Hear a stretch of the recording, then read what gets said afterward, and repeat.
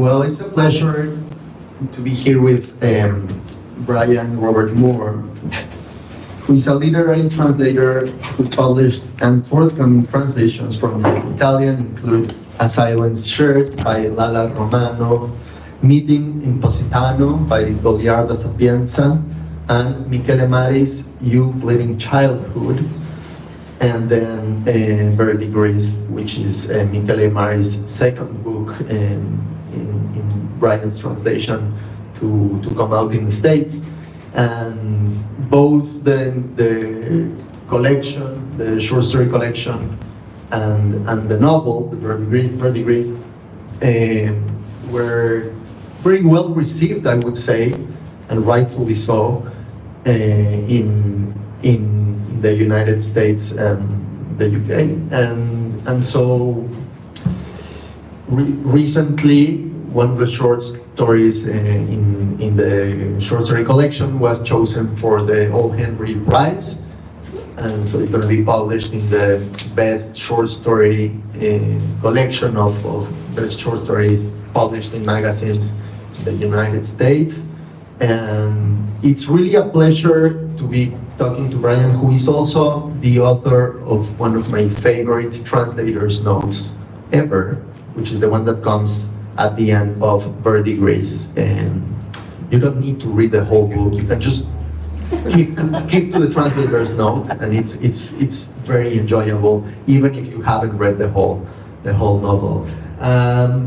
But we're gonna Brian is gonna read a short story that has to do with translation itself. And so I wanted to start by asking first something more general about translating Michele Mari's work.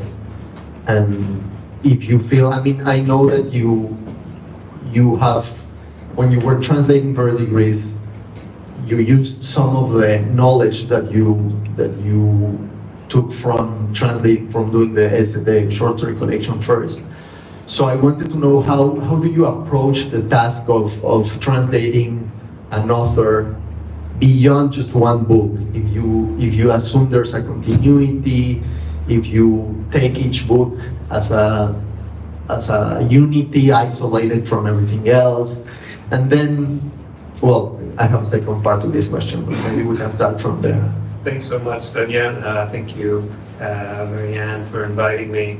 Well, it's a good question, and Mari's probably a particular case because he's an author who says he essentially always wrote. It seems to him that he always wrote the same book over and over again, which seems ironic because some of his books are quite tied to his own personal experiences, and other books are incredibly fantastical books set on ships in the 1800s with talking fish and things like that. So there's a vast sea of options there in his body of work. But for him, it's always kind of returning to the same obsessions, which are personal and also very literary. So in that way, every book of his is just like every story. You feel like you're coming to the same kind of core from very, very different angles, and sometimes those angles will be different literary voices. Will be playing with different traditions. And the story I'm going to read today plays a lot with adventure fiction and Gothic fiction, and essentially this kind of grandiose 19th century English fiction. Right, but it also has a lot to do with translation itself and with what it means to be an author in translation, meaning a translator, to be an author writing a different book from a previous translation of the same book sometimes.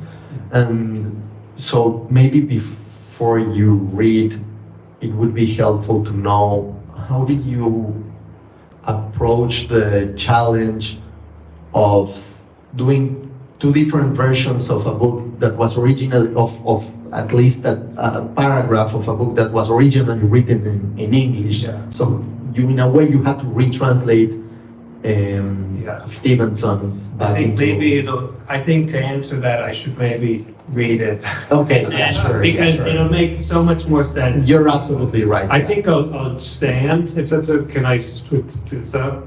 We feel too awkward if you're sitting here. Oh, no. I just think it would be a little bit more. It's a little long, so if, at any point I should stop. Yeah. Just wave at me. So this is a very abridged version. I have lines cut out all over the place, and then I'll skip a couple pages in the middle there.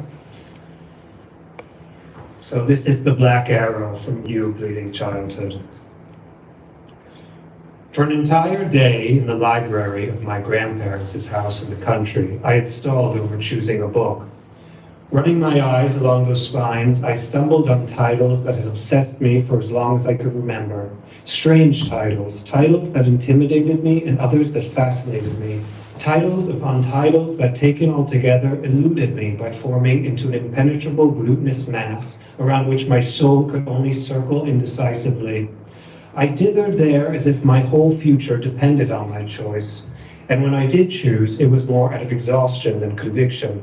Or perhaps it was due most of all to a coincidence, one that drew my attention to 3 books in particular, and eventually narrowed my wavering to that triad. Located in rather distant sections of the library, these books were The Arrow of Gold by Conrad, The Black Arrow by Stevenson, and White Arrow and Other Stories by Cooper. I didn't know anything about those authors, but had fallen completely under the spell of a chromatic effect. My happy memories of White Fang and the Black Corsair first led me to rule out the gold. Then the power of things sinister made itself felt, and the darkness won out.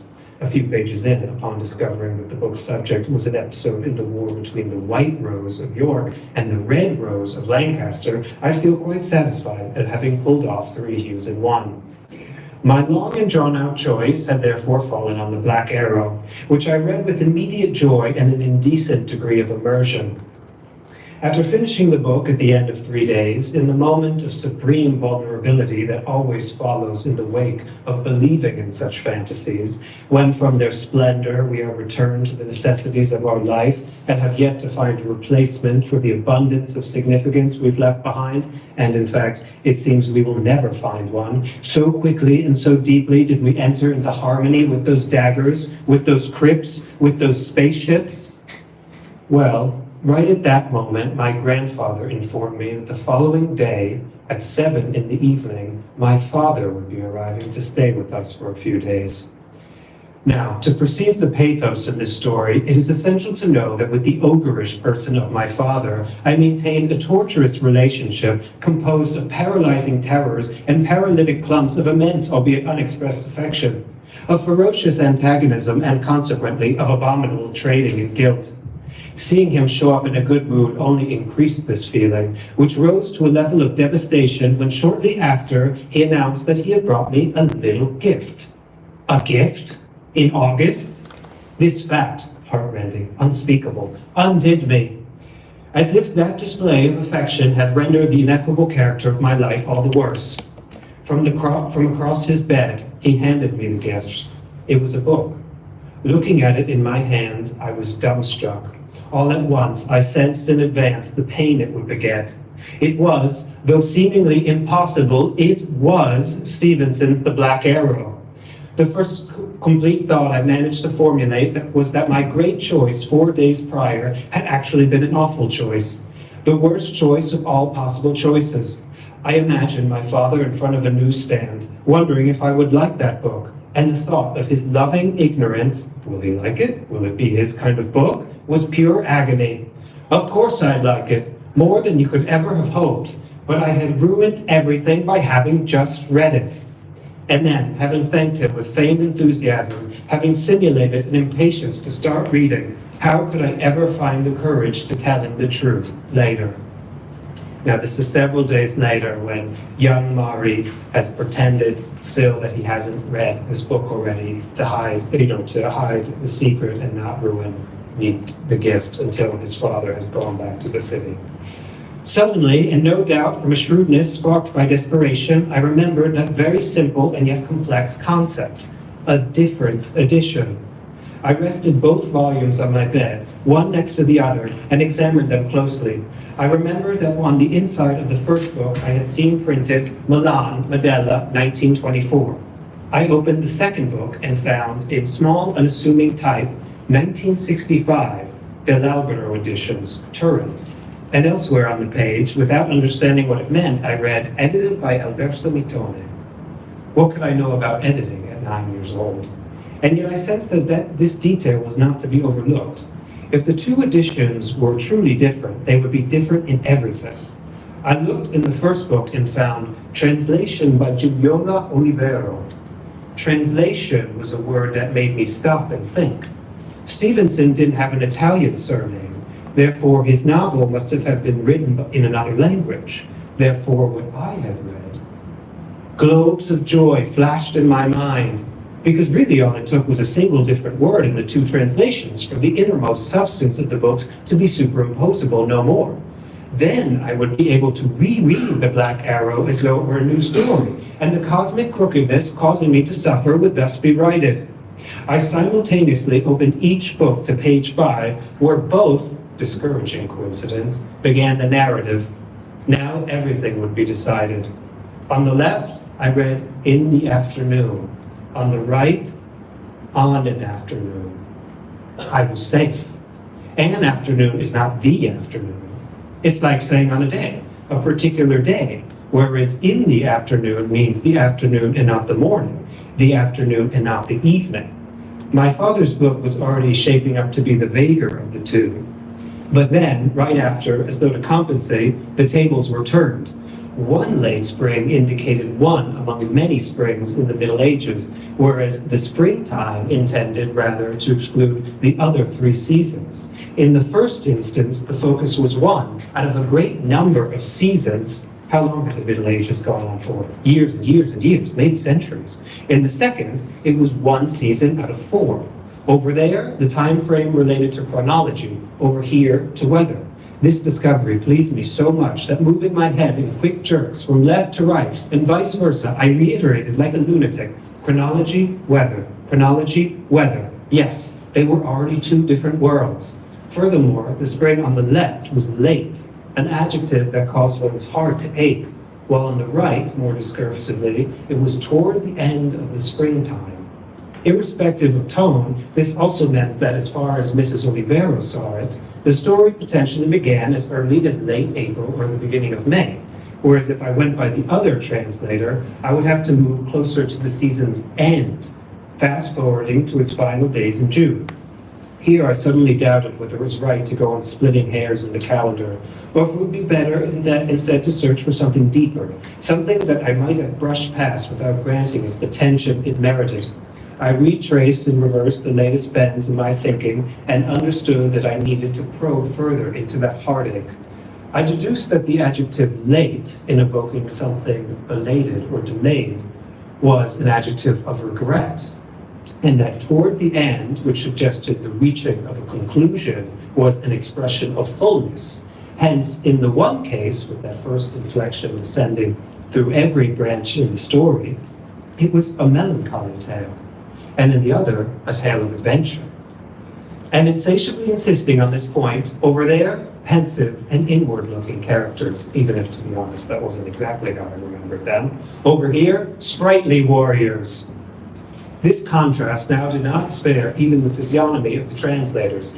Pale and kind Miss Olivero, vigorous and hot-blooded Mr. Alberto Mitone, a little even brutish. He translated and drank from an enormous tankard, translated and cursed, translated and pounded the table with his fist.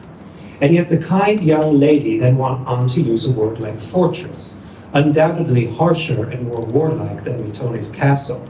Because a castle, it seemed to me, might well be a place of war, but is also a place for jousting tournaments, dances, feasts, while in a fortress there is no life but in arms, which is why this structure will be vertical and turret-studded, as much as the other will be expansive and horizontal, with various courtyards and loggias on the inside.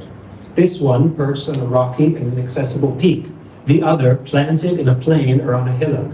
Finally, charcoal-colored will be the fortress, reddish ochre the castle.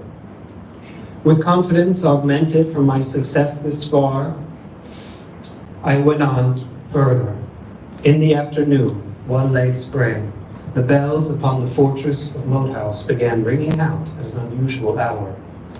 On an afternoon toward the end of the springtime, the bells of Moat House Castle tolled at a strange hour. So, according to the book from 1924, there began a prolonged, insistent ringing. According to the one from 1965, there was isolated toll, maybe a single chime, signals, one more frantic, the other more peremptory, which might have been sounded by a distressed friar and by a mean gendarme, respectively, signifying in one case a call for help from the besieged monastery, and in the other, the announcement of a public execution. Or maybe ringing out didn't indicate a repetition of the sound so much as its expansion through space, its resounding echo, as though the stress fell not on its original sonorous quality, but on the impression it evoked in listeners, with an overall effect that was undoubtedly more disquieting, even if I then had to admit that in its spareness, told was perhaps the more dramatic verb. Either way, in both translations, the sentence continued and ultimately concluded under the sign of mystery. Ringing out at an unusual hour, told at a strange hour. I wondered whether the unusual hour or the strange hour differed more from the normal hour. It too mysterious. Arriving at the conclusion that if the first adjective was more elegant and precise, and therefore more beautiful, the second opened the door to a more fantastical perspective, with that strange hour potentially being a 25th hour, the hour of another dimension, a non-hour. The non-hour? And only in my father's book. But I knew that the aim of that comparison was to establish not the superiority of the new book over the old, but their differentness, whatever it consisted in, and the reading of the second book as something altogether new and indeed original. Only in this way would my father's gift be received as it deserved to be. Only with an impassioned reading, or rather with a satisfied reading, would I meet expectations.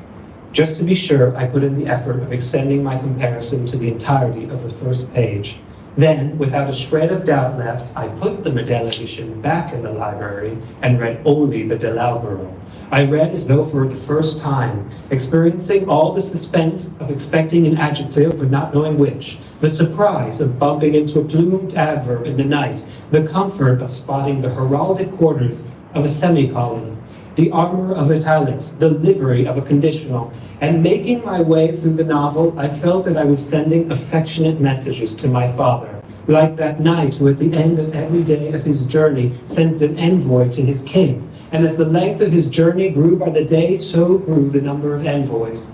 A few pages before arriving at the end of the book, I thought of calling my father on a random pretext, just to tell him that I had come to enjoy the book more and more, that maybe at first I hadn't thanked him enough, that inside there was even a non-hour, that Moat House was written with a hyphen, that I wanted to know if he had read it too, and if that was why he had chosen it. I wanted to say all of this, and much more to him, but I didn't tell him a thing.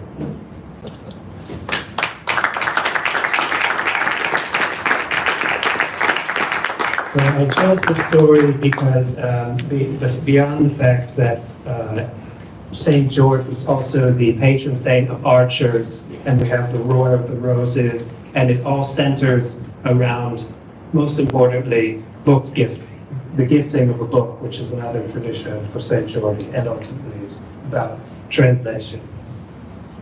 And here is Stevenson's real sentence, which is not either of the two translations in the Right, so you created these alternate versions of this sentence as two possible retranslations of how it was written in Italian first. Yeah, so the translation had to really follow, obviously, Mari's original, only that if becomes almost a work of meta-translation, translating this story back into English, because it's focusing on two translations of a book that was written in English. So a tempting thing to do would be maybe, one of the sentences could be Stevenson's original. But, as he says, as young 9-year-old Mari says in the story, the point wasn't to prove the superiority over one over the other, which meant neither could be too correct. They both had to be right and wrong at the same time. So in that way, I had to retranslate it. And the story, when you look at it in the actual book, in the Italian and in the translation too, before you actually get into the narrative, you actually just read these two sentences without any context. They open the story, and you don't really know what it is, why they are at the beginning. And so, because I thought, because it becomes this act of meta-translation in English, I asked Mari what he would think, I asked Michele what he would think of closing it, then revealing Stevenson's real sentence at the end. Similarly, without any context, the narrative ends and there's a break. So that's your addition. Yes, it's in this a final, curtain revelation, because I figured all Anglophone readers then are wondering at the end, so what did Stevenson really write in the end? And it kind of brings it full circle and plays more on this idea that translation can really go on infinitely, Oh, that's so interesting, and I think it resonates also with some of the choices you made in Verdigris that have to do with using your own experience and your own knowledge of English and its many traditions, its many literary traditions, to translate some of the wordplay that he uses, that Mari uses in his books. I don't know if maybe we can open it up to questions from the audience if there's time for that.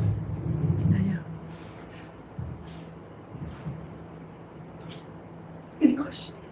I think maybe he could just answer your question. Yeah. Verdigris and. I think, I didn't want to, Okay. And I should say that, when in thinking about these kind of breaks from the original,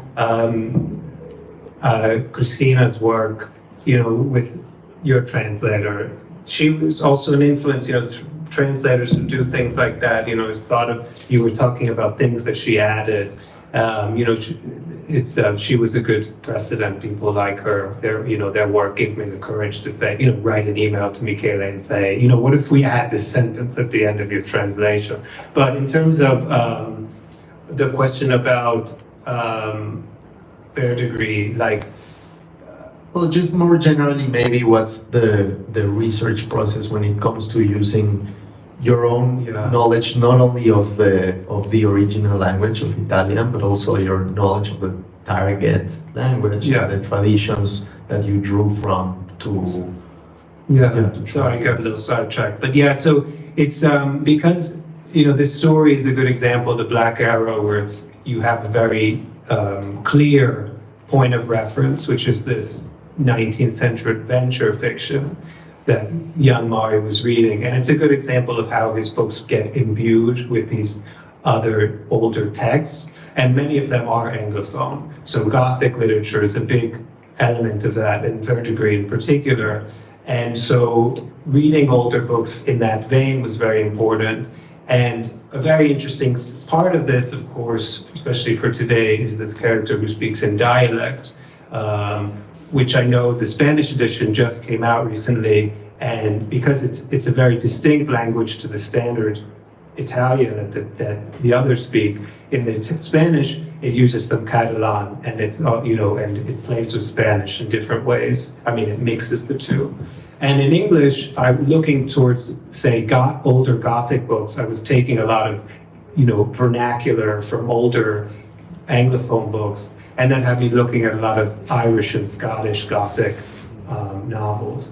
And so it became a mix of personal references with Irish vernacular and also just very literary references, which for Mari felt very appropriate because he does the same thing. I mean, it's very personal, but then it's hyper literary. There's no real division. Yeah, and we were saying how Verdigris, tying back to your work, has always been, in my head, a companion novel to your own El Nervio Principal, or Ramifications, in a way, or in a wider vein of little boy detective works, where little boys get in way over their heads, looking into extremely dark matters. Yeah, I mean, I loved Verdigris, and also the short story that you just read that has some of that, like the tension with the father and the little boy trying to make sense of the world through literature, which is like part of Michele Mari's world. Yeah, and I should say the father is the very famous, renowned, late industrial designer Enzo Mari in this story, who currently has a big exhibit in London right now. Oh, I didn't. He died of COVID in 2020, yeah. Oh, wow. He is the ogreish father. Awesome. Okay, maybe Thank we you. can. That's magnificent. No, you. No, yeah, Yeah. No, thank you. I mean, it was an absolute masterclass in translation, aside from being a beautiful, beautiful translation. I think you revealed what a translator is faced with in the task. And thank you both so much for Thank you. Thank you.